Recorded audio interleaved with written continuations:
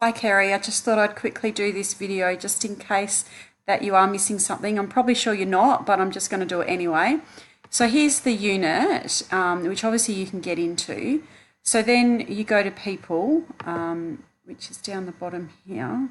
I have no idea why everything is flashing, but anyway. And then up the top, it should just have ELA Lounge there.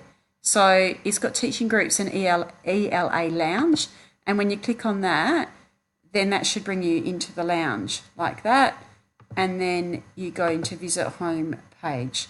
So if that's not showing, and there's your discussions there. So if you haven't got that, then there's something wrong our end. So can you just let me know if you can't get onto that, because there's our all our discussions that we are already having in the lounge and you're missing out.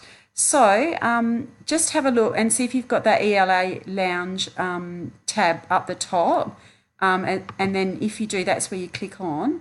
But if you don't, can you just let me know and I will follow it up with Ebony to see what is actually going on, because otherwise it's obviously something weird. All right, let me know, Kerry. Have a good night. Bye.